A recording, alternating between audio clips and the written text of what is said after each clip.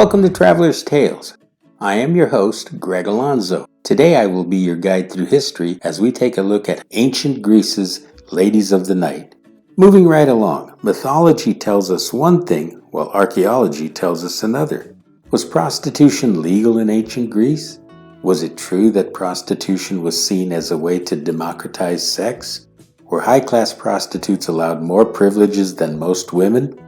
Today we will answer these questions as we take a look at the practice of prostitution in ancient Greece. Prostitution was a common aspect of ancient Greece. In the more important cities, and particularly the many ports, prostitution enjoyed a significant number of people. The practice also represented a large portion of the local economic activity. Interestingly, prostitution was far from being seen as a clandestine activity. Cities did not condemn brothels, rather only instituted regulations on them. In Athens, the legendary lawmaker Solon is credited with having created state brothels. He even saw to it that prices were regulated. It was common for prostitution to be involved by both sexes.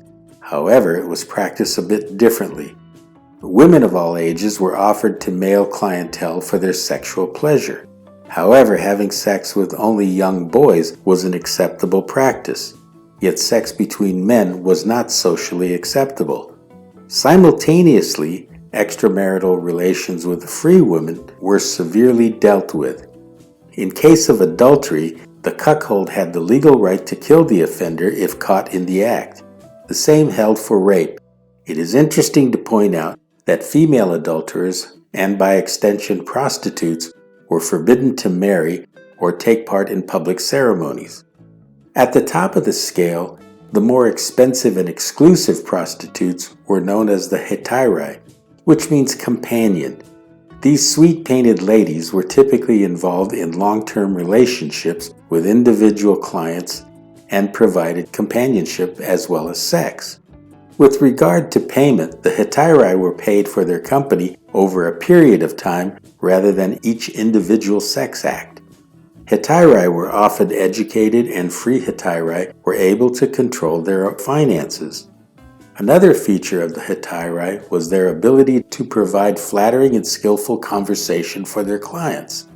Essentially, the hetairai were able to perform social functions as well as be intellectual companions, much like our modern-day escorts. At the opposite end of the scale were the pornai. They were the property of the pimps and brothels. These women were more often slaves of barbarian origin and were employed in red-light districts. The social conditions for prostitutes are difficult to evaluate. This is because women were already marginalized in Greek society. We know of no direct evidence of their lives or the brothels in which they worked. It is likely that the Greek brothels were similar to those of Rome. Roman brothels have been described by numerous authors of antiquity. We also have preserved sites at Pompeii. These were dark, narrow, and malodorous places. Medical treatises provide a glimpse into this dark world. However, what we know of the daily life of prostitutes is partial and incomplete.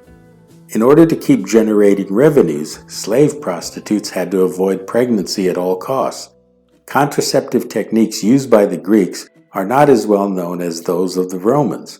Prostitutes were more likely to practice infanticide than citizen women. This is most likely the case with independent girls who trained on the job. Greek pottery does provide an insight into the daily lives of prostitutes. Their representation can generally be grouped into 4 categories: the banquet scene, sexual activities, toilet scenes, and scenes depicting their maltreatment. In toilet scenes, the woman is shown urinating into a pot. In the individual representation of sexual acts, the woman carries a purse. This suggests that the encounter has a financial component. The position most frequently shown is the leapfrog, which denotes sodomy. Sodomy was considered degrading for an adult and less gratifying than the missionary position, especially for the woman. Lastly, many vases depicted scenes of abuse. In these scenarios, the woman is threatened by a beating leading to being degraded by performing fellatio, sodomy, or sex with multiple partners. A popular tale is that of prostitutes painting the soles of their sandals with the words, "Follow me," to entice new clients. I doubt their lives were anything but so carefree. Let's face it, they were slaves and subjected to their master's bidding and desires of their customers. This brings us to the end of ancient Greece's Ladies of the Night. Thank you for joining us for this edition of Traveler's Tales. Please like and subscribe to the channel, and don't forget to hit the little bell icon to be notified each time we post new videos. Until we meet again at the crossroads of folklore and fact, Kartistos.